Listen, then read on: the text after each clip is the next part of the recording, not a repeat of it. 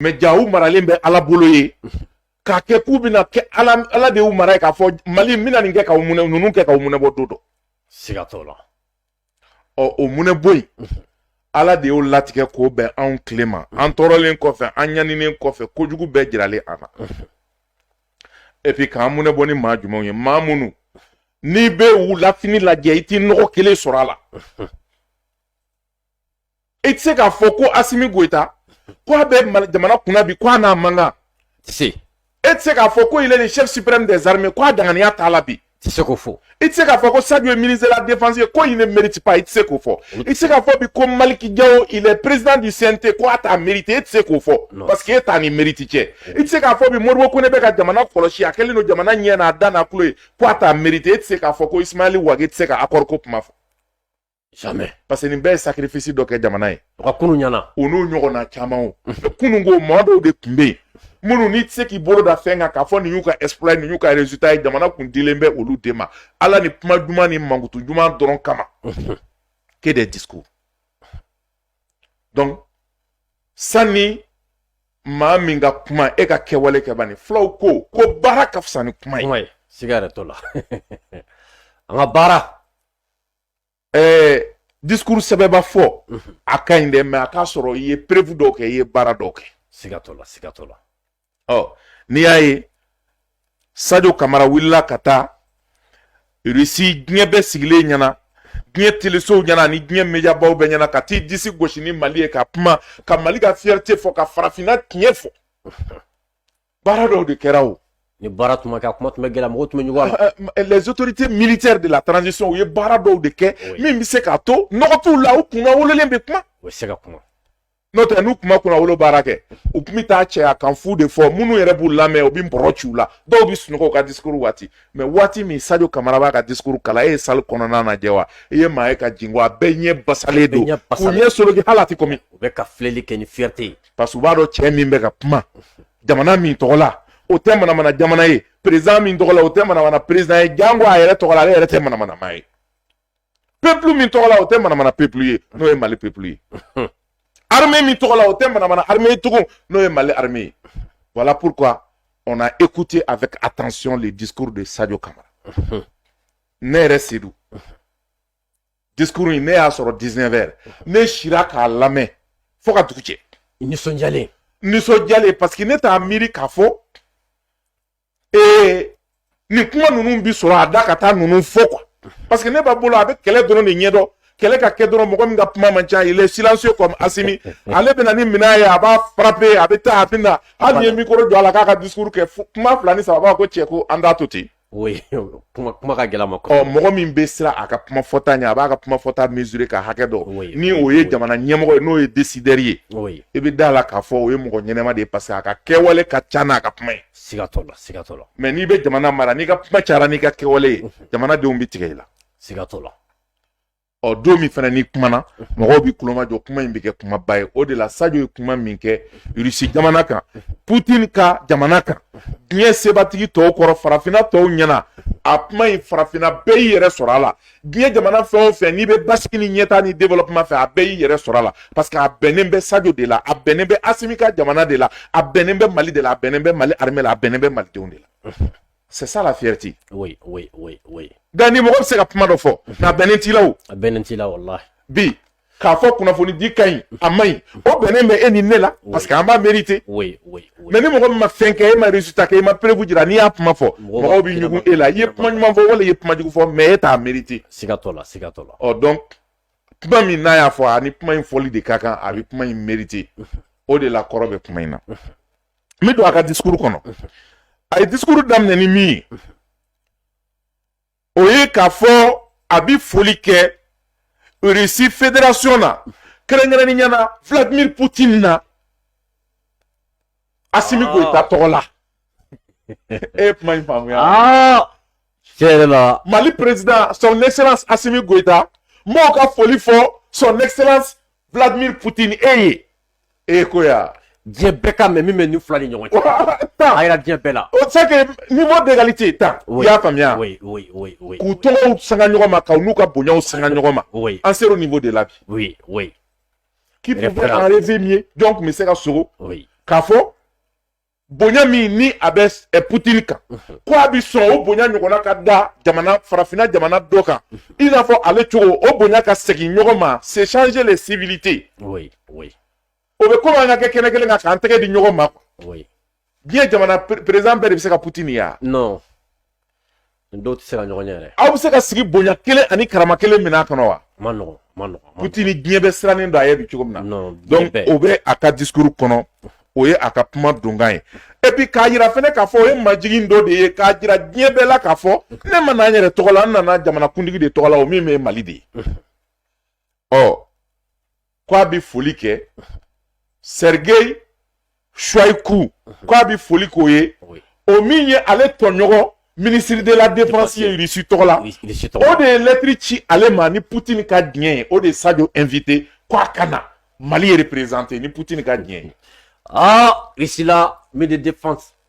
kabako don ninnu famana ka Sergei Lavrov ninnu famana ka kɛ dɛ kabako don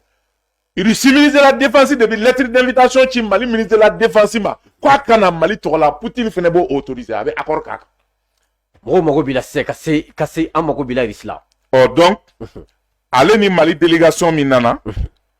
ko nin b'a to ale ka kuma Mali gouvernement tɔgɔ la mais a ka kuma farafinna bɛɛ tɔgɔ la nafa ni enjeu min bɛ farafinna ka lakanako la ka o ɲɛfɔ a ko bi an ka sous-région n'o ye farafinna tilebiyanba ye pression ba de bɛ an ka lakanako sira fɛ o tɛ dɔwɛrɛ ye terrorisme ni bandi wale min bɛ jamanaw ni ɲɔgɔn cɛ o nalen don bingani cayalen bɛ groupe cayalen bɛ wa fɛn min ye sigida yɛrɛ dɔw maaw ni ɲɔgɔn cɛ dimi bɛ ani funu bɛ o de nalen bɛ ni kɛlɛmisɛnninw ye a ko nin wale min filɛ nin ye nin de bɛ fu siri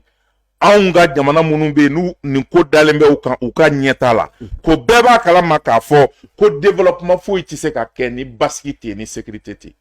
bɛɛ b'o dɔn nin ministre de la défense ka kuma duguman ye u b'a dɔn u bɛ Mali problème bɛɛ dɔn a ko nin kɛnɛba in kan ale bɛna a ka yeta ye min ye kun minnu y'an se nin gɛlɛya ninnu ma a bɛna ka n'o fɔ kɛrɛnkɛrɛnnenya Mali ka situation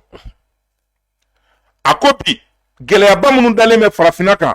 o ye gɛlɛya dɔ min ni a bɛ bɔ diɲɛ bunakun kan ka ɲɛsin farafinna ma nka gɛlɛya dɔ bɛ yen o bɛ bɔ farafinna yɛrɛ a dafe jamanaw kɔnɔ mais gɛlɛya dɔ fana bɛ yen o bɛ bɔ an yɛrɛ la an yɛrɛ fɛ yan. donc u bɛ problème bɛɛ de recensé u b'a bɛɛ de dɔn. donc gɛlɛya minnu bɛ diɲɛ bunakun kan o de ye k'a fɔ diɲɛ yɛlɛmana diɲɛ kɛra bingani jamana ye gouvernance cogoyaw yɛlɛmana diɲɛ bɛɛ kɛlen don bi bɛɛ bɛ k'i ta ɲini u kɛlen bɛ kabi guerre froide banna u kɛlen bɛ ka kɛlɛ de daminɛ diɲɛ bɛɛ de bɛ k'i ta ɲini donc ta ɲini jamanaw ni diɲɛ kɛra o ye o kɔrɔ ye sebatigiw de b'u sago kɛ sendaw na a ko gɛlɛya de bɛ diɲɛ na donc o de kama Mali b'a ta sɔrɔ o la depuis guerre froide banna kɛlɛ minnu kɛra 20e siècle ni 21e siècle daminɛ na o kɛra sababu ye jamana caman bɛ yen se minnu ma se sɔrɔ o kɛlɛ ninnu na bi olu ka kɛ kɔfɛ jamanaw ye minnu ni u gulonnen bɛ tɔw la sɔrɔ sira fɛ ani lakana sira fɛ nin ye tiɲɛjalan de ye panparanpa diɲɛ bɛɛ b'a dɔn fana k'a bɛ ka min fɔ ka nin fɔ bɛɛ ye a ye bɛɛ ka tiɲɛ de f'i ye donc k'an bɛ don min na ko bi jamana dɔw bɛ yen minnu y'a kanu k'a fɔ géopolitique ni géostratégie fan fɛ olu kan ka kɛ bloc ye ka fara ɲɔgɔn kan ne nin fɛ e fɛ yan o. i y'a fɔ i ye nin kuma i da sera nin yɔrɔ in ma yan da sera nin yɔrɔ. ne y'a fɔ e ye yan n ko an ka jamanaw kɔnɔna na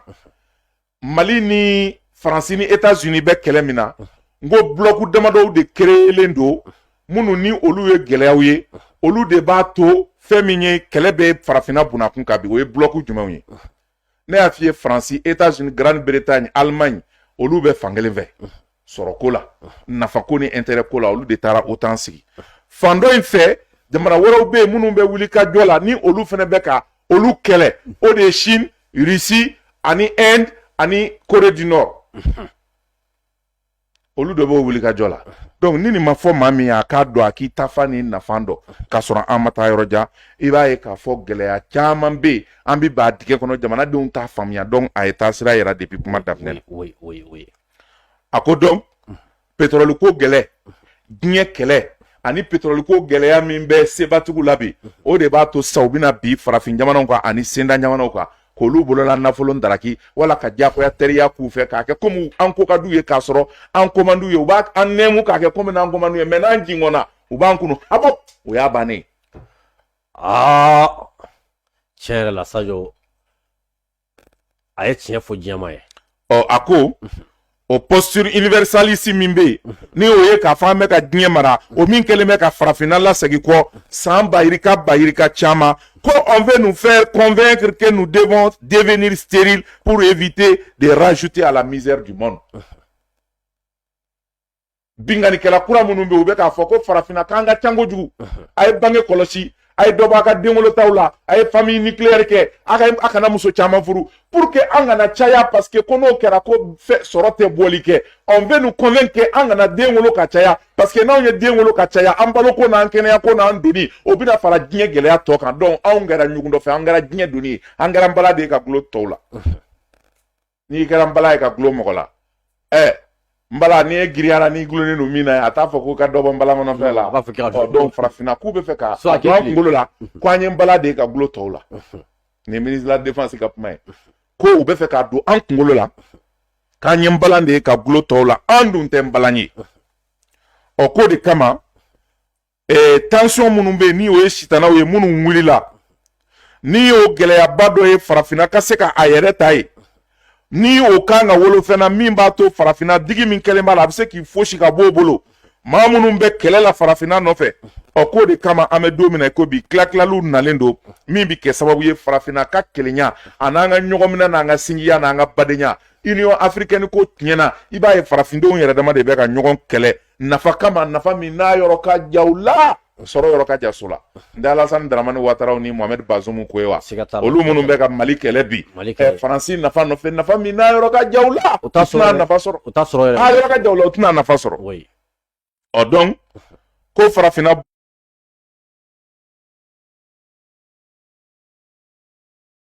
nka se de tɛ anw ye ka an da don diɲɛ yɛlɛmali la ani diɲɛ taabolo la k'a kɛ an sago ye anw de kɛlen bɛ kɛlɛkɛbere ye an kɛlen bɛ u bolo minan ye min b'an tan ka taa yen fɛ o b'an tan ka segin k'o sababuya kɛ u ka nafa ye donc farafinna ka kelenya min n'an kan k'o jɔ o dɛsɛlen bɛ ka jɔ donc ni fɛn fɛn fɔr'i ye k'a fɔ union africaine bɛ yen CEDEAO bɛ nin bɛ nin bɛ yen k'a bɛɛ nkalon maa dɔw de bɛ k'an tan k'an kɛ balo ye ka taa n'u ye a ye nin tiɲɛjala nin fɔ diɲɛ bɛɛ ye. non Faransi tɛ se ka kɛ ninnu fɛ. ko donc o jamanaw olu b'a ɲini se bɛ minnu ye ka olu ka diya sɔrɔ la sympathie ka boli nɔfɛ k'i yɛrɛma su la pour que u ka se ka nafanin k'i ye walasa u ka peuple ka intérêt min ye o ka se ka lakisi a ko Mali tɛ o la. Sadio Kota awɔ k'o fɔ Poutine ye ko Mali tɛ o la o kɔrɔ de ko Mali tɛna bɔ Faransi bolo ka boli tuguni ka t'i kunkolo siɲɛ Poutine ye a k'an kɛ balo ye pour que a ka anw bolo la sɔn anw k'an ka nafa sɔrɔ a ko ayi ale nana kuma Assimi Goïta tɔgɔ la Poutine ye d'égal à égal jamana ni jamana intérêt ni intérêt gagnant o kuma de ye nin bɛɛ ɲɛna mo nin ye kumabaw de ye ne b'a f'i ye non siga t'a la mɔgɔ tun t'a dɔn k'a fɔ k'u bɛ se ka nin fana fɔ Irisiw fana ɲɛna tuguni c'est que mɔgɔ bɛ min faamuya c'est vrai ni Irisi ye partenaire ye mais an bɛɛ talen tɛ ka di Irisi ma o non dɔw bɛ ka ne ɲininka ko ne ko mun na an ma accord de défense signé ni Irisi cɛ accord de défense b'an ni Irisi cɛ je te donne l'information mais Faransi t'a ɲɔgɔnna tɛ dɛ minɛn tɛ n bolo kɛlɛkɛcɛ tɛ n bolo wari tɛ n bolo renseignement tɛ n bolo foyi tɛ n bolo ni kɛlɛ binna kan e bɛna ni renseignement ni kɛlɛkɛminɛn ni fɛn bɛɛ ye mais ni ɲɛnakuma sera i bɛ n bagabaga n'i ma nin kɛ tan n bɛ kɛlɛ dabila jugu bɛna b'i kan ni ɲɛnakuma sera i b'a fɔ bon ne n'i tɛ combat kɛ ɲɔgɔn fɛ tuguni ni ɲɛnakuma sera i b'a fɔ unilatéralement n ye n ka minɛnw cɛ ka taa o ye Faransi ta ye Faransi ka accord de défense kun t'o de ye o ma taa utukalo tile 15 wa conteneur 6000 conteneur Faransi ye kalo 6 de k'a bɛɛ kɛlɛkɛminɛn k'a doni ka bɔ Mali la ka taa Niger conteneur 600 en 6 mois a ma se ka foyi dilan nin bɛɛ a ma se ka foyi dilan a den kelen ma to a conteneur kelen ma to a wala hali u taatɔ u bɛ si tɛbɛ min kan u y'a kuru ka taa n'a ye ko coopération ko accord de défense Sadio de bɛ fɛ k'a fɔ Poutine ye ko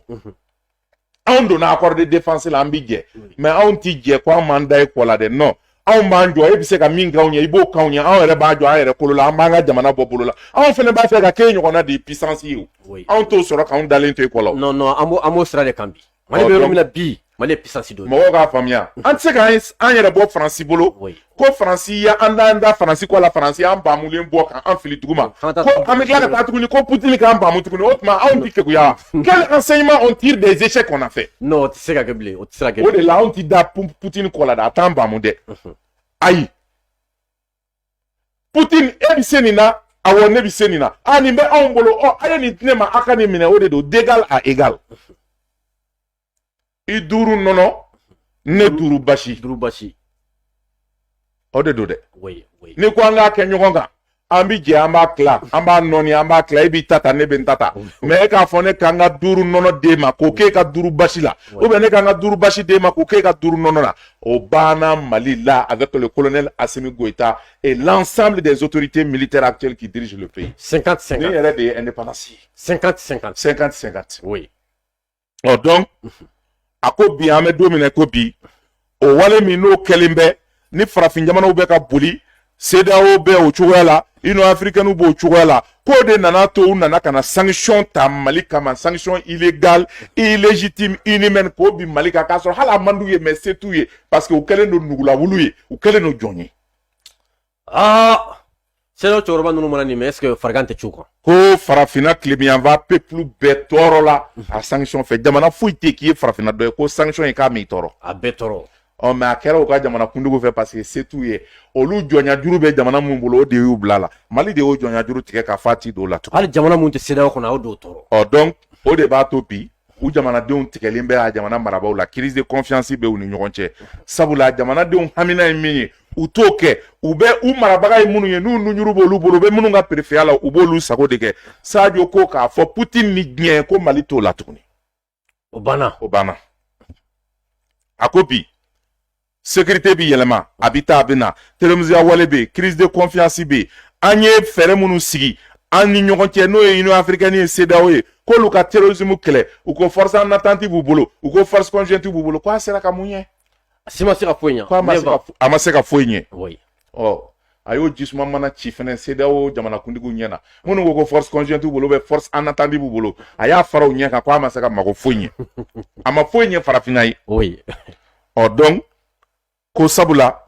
a kɛlen bɛ ka puissance dɔw ka intérêt dɛmɛ ka ɲinɛ farafindenw yɛrɛ ka intérêt kɔ. A ko an ka sigidaw la ni o ye Sahel ye ani Afrique de l'Ouest a ko an bɛ don min na ko bi démocratie minnu nana farafinna kɔnɔna na o démocratie ninnu kolomangiri parce que basigibaliya bɛ yen o basigibaliya tɛ dɔwɛrɛ ye jamana kuntigiw hakilina ani jamana marabagaw hakilina ni peuple ta tɛ kelen ye il y a un décalage entre les peuples et les pouvoirs en place. K'o fɔ bɛɛ k'o mɛn farafin jamanaw k'o mɛn donc ko farafindenw b'u ka dusuma kasa jira nka jamana kuntigiw ni jamana marabagaw b'a kɛ komi u tulo t'a la o tuma o waati min n'u bɛ k'a kɛ komi u tulo t'o la u ka peuple tɔɲɔlen bɛ o waati kelen u bɛ ka siran diɲɛ jamana kuntigi minnu ye k'u bɛ olu ka baara la olu bɛ tila k'u wele k'u dɔgɔya k'u ramasser k'u sermonner k'u don misɛli wo fɛ k'u bɔ don a kun fɛ k'a bɔ a wo dɔ in fɛ. Diɲɛ bɛɛ ɲɛna tuguni. Diɲɛ bɛɛ ɲɛna tuguni ko nin ye hɛrɛ malo ye ka ɲɛsin farafin jamanaw ma a ko Mali tɛ o la tuguni. O banna. O banna.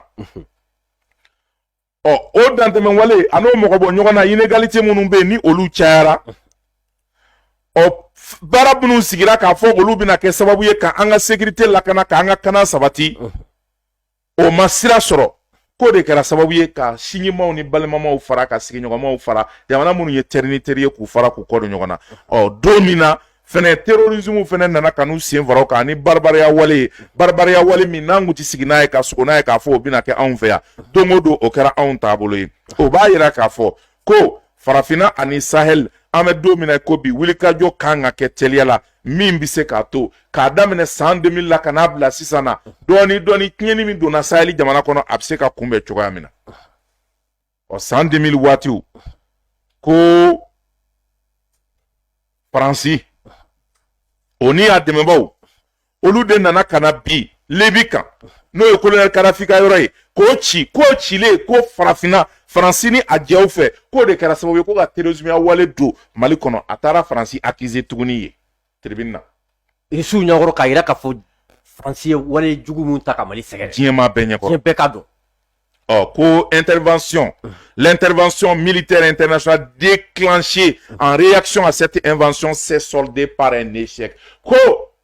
Guébe force Mounouli, Serval, Barkhane, MINUSMA, Takuba, G5 Sahel, ECAP Sahel, Nda Shido, Aturu Yenve, Aboyanve, Kwa Bekara Echeki, Minyana, Mali Arme, Wilika Jomingue, avec un Mali Bobolabi, Ko Dronde Nyananota, à Bekara Echeki. Le peuple n'a pas de ma pêche. À Bekara Echeki, parce que Ushi n'a compté qu'elle est bannie, Ushi n'a compté qu'elle est, ils font semblant de faire la guerre. Eh, mais il y a un d'aller Canara et le Soukroena. Oh, Ako Bi. O force munu kunganga na Mali deme. Kuna na embouteillage fou de créer Mali territoire ka. Kata kwa man na fanye. Non, magoro monani me madani ma won be se katno. Accord mi na seben vene. Ni on na koka bank sinzi. O na ke accord mi na ke fenye femi na wale yali kagele. Sabula Mali ba sama kata yanfe. Groupe armé ba sama kata yanfe. France ba sama kata yanfe. Nations Unies ba sama kata yanfe. Maldo ba sama kata yanfe. Abinyawa, abitawa. Non, atita. Mobile kele bebe ga sama kata. Bebe ga sama ka kote la abitami. Atita Hiroshi. Opma ko Mali jamana man na fa foyi soro ni force ba die nali la anga jamana kono ko insécurité me jamana koron fe ayi tenu na jamana chamanchela kana jamana klibi fe kana jamana kenya ka felana ko wa ko insécurité rebe Mali fambe o kera ni force nu sigile nyana fo ka Mali frontière ba insécurité re tara kata do ko ji kono bujum na fanga boyana bi donc ampere ka insécurité ku nali ma magunya o de kama ko Mali partenaire wati la fene wati mi ni Mali partenaire be ka Mali denw ka kuleka ani Mali jamana marabaw ka kuleka ka ke comme kulota la parce que olu bu ka nafa de ko opma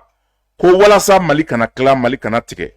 ko de kama wuli ka jo kera san 2020 ka jamana mine ni ma nununa ka bla sira kan sira mi no bi ke sababu ye Mali yɛrɛ k'a ka ɲɛtaa sira ta wa ko olu déterminele anu décomplexele sira foyi t'u la k'u ko u ti maa si semo ni ɲɛta in na fo ni a kɛra maa ye maa min n'i t'a fɛ ka Mali ye n'i t'a fɛ ka Mali dɛmɛ n'i b'a fɛ ka Mali segin jɛnya juru la ko o de kama ko u b'olu tigiw sen bɔ a la ni kɔni tɛ Mali ka ɲɛta fɛ i bɛ nin b'a la ko bi ko Mali b'a fɛ ka partenariat don ani jamanaw ni ɲɔgɔn cɛ minnu bɛ se ka malidenw ka ŋaniya ye min ye u bɛ se k'o waleya ani Mali yɛrɛ ŋaniya ye min ye a ka coopération na anw ka souveraineté n'an ka danbe a n'an ka intérêt o lafasali kɔnɔ ko Mali n'o jamanaw dɔrɔn de bi jɛ dɛ k'a fɔ hali Poutine ye n'a t'anw ka nafa n'anw ka intérêt préserver an bi fara awɔ e bɛ taa tiɲɛ fɔ totigi ye ka si ka kɔngɔ na ni dugu jɛra a b'i respecté a b'i sira ɲɛ parce que a b'a de bɛ se ka kɔngɔ kun siga t'o la nka Ala barika la Poutine bɛ anw ka sira fɛ bi ko de kama ko Mali ye ani Russie cɛ sira kɔrɔlenba min bɛ yen Mali y'o kuraya ka fanga kura don o la i n'a fɔ guerre froide waati Russie ye Mali dɛmɛ a ka indépendance la cogo min ko bi Russie bɛ kɛlɛ wɛrɛ la Russie kɛlen bɛ ka Mali dɛmɛ l'histoire se répète donc ko Russie bɛ Ukraine ko kɛlɛ la ko a tɛ temps sɔrɔ ka Mali soutenir non en 1960 Russie bɛ Mali dɛmɛ waati min a ka indépendance la o y'a sɔrɔ guerre froide b'a juguman na o de ye histoire ye répété la wa Russie jɔlen bɛ Mali kɔkɔrɔ u tɛgɛ dilen bɛ ɲɔgɔn ma ka wuli ka jɔ kɛ wa fɛn min ye Mali gouvernement a ko jamanadenw lakanali ko de ka di ale ye wa ko jamanadenw bɛ o de fɛ wa jamanadenw kɛlen bɛ ka jɔ nin gouvernement in senkɔrɔ ko de kama Russie ye soutien technique ni matériel min kɛ ko ti colonisation ani jɔnya juru foyi dira ko juru kelen ti a la o de kama ko Mali sɔrɔsiw kɛlen bɛ ka fanga sɔrɔ bi fanga min ni fiɲɛ dɔw ɲɛ b'a la fanga min ni ɲɛtigiw ɲɛ b'a la maa min bɛ sunɔgɔ la i ɲɛ b'a la maa min b'a fɛ k'a ye i ɲɛ b'a la maa min t'a fɛ k'a ye i ɲɛ b'a la o de ye Mali ka l'armée monte en puissance a n'a bɛ ka résultat ba minnu kɛ ko 2022 daminɛ ko Mali armée ye wuli ka jɔ baw kɛ a ye se minnu sɔrɔ ko sous l'impulsion de la France frustrée par son absence de résultats, ce qu'il convient d'appeler la communauté internationale à imposer des sanctions absurdes au peuple malien. Ni France tali a tɔgɔ ma sisan ko ka France ka jɔnya juru to farafin jamanaw bolo u ye minnu wele ko communauté internationale dɔwɛrɛ tɛ France de don ko olu nana kana sanction ta Mali kama sanction min n'a tɛ sariya kɔnɔ n'a tɛ bunahadamadenya ko fɔ n'a tɛ ɲɛtaa ko fɔ walasa jamana denw ka révolte u ka fanga kama ko u ɲinɛna Mali ye jamana ba ye malidenw janen do niko ka kariya ka wuli ka jɔ ni cɛsiri min kɛ walasa u faso ka bɔ bolo la ko malidenw y'a ku walasa jamana ka kisi ko wa o kɛra sababu ye farafina dugu caman a peuple caman ye Mali dɛmɛ nin ko in na o tuma ko Mali jɔlen tora le Mali est resté debout et le partenaire russe est resté à ses côtés Mali jɔlen tora a dɛmɛbaga Russie fɛnɛ jɔlen tora a kɛrɛfɛ kuma caman fɔra Russie ma a lagosira u tɔɔrɔ la fɛn bɛɛ fɔra u jɔlen tora ko Mali ni Russie ka partenariat bi a jaabi ko ɲɛdimi don kɔnɔdimi tɛ c'est éloquent bɛɛ b'a dɔn a ye résultat min malgré que l'embargo min n'a kɛra Mali la ka frontière bɛɛ tugu ka da bɛɛ tugu ko Mali ye mina min sɔrɔ o waatini yɛrɛ kɔnɔna na ko san 30 min tɛmɛna Mali ma deli k'a ɲɔgɔnna minan sɔrɔ siga t'o la k'o kɛra jamanadenw ka yɛrɛ di an'u ka kari ani Mali ni Russie ni Chine ani jamana wɛrɛw ka teriya sira fɛ a ko les groupes terroristes qui résistaient hier à décimer les garnisons entières sont désormais en débandade sur tous les territoires bɛɛ yɛrɛkɛlen don sisan terroriste minnu tun bɛ taa kanbaw ci kunungo bi o terroriste bɛɛ k'u yɛrɛ ɲini i bɔra ka min fɔ o tɛ wa u bɛɛ yɛrɛkɛlen don u bɛɛ k'u yɛrɛ ɲini u dogoyɔrɔw cira u ka baziw cira u bɛ ka faga u bololaminɛw bɛ ka minɛ bi ko u désorganiselen don u t'a fɛ ka t'a dɔn u bɛ min kɛ k'o de kama k'u taalen bɛ bi civil bololangolo kan se tɛ maa minnu ye ni jigiyatu ye u taalen bɛ bi o kan k'o b'i dɛsɛ de jira malgré que terroriste dɛmɛnen don mɔgɔ dɔw fɛ ka taa jatigɛ wale dɔw kɛ u ko min ma action d'éclat jaabi t'u la mais n'i y'a mɛn i b'a fɔ ko koba de kɛra Kati kan attaqué u taara Kati yɛrɛ kan bɛ attaqué n'i y'o mɛn i jaabi mais u sera ka maa joli fa u sera ka mun ta u sera ka maa fɔ de ma ko action d'éclat a mankanba bɔra mais résultat t'a la ko u bɛ k'o de kɛ bi donc ko kɔlɔsi la ko réfugié maa 100,000 k'olu seginna ka na u sigi u ka sigiyɔrɔw la maaw bɛ ka lafiya dɔɔni ka taa ni ka segin na sɛnɛkɛlaw bɛ ka sɛnɛ reprendre dɔɔni jago ani mɔni ni baara minnu kan ka kɛ o bɛ ka na dɔɔni administration bɛ ka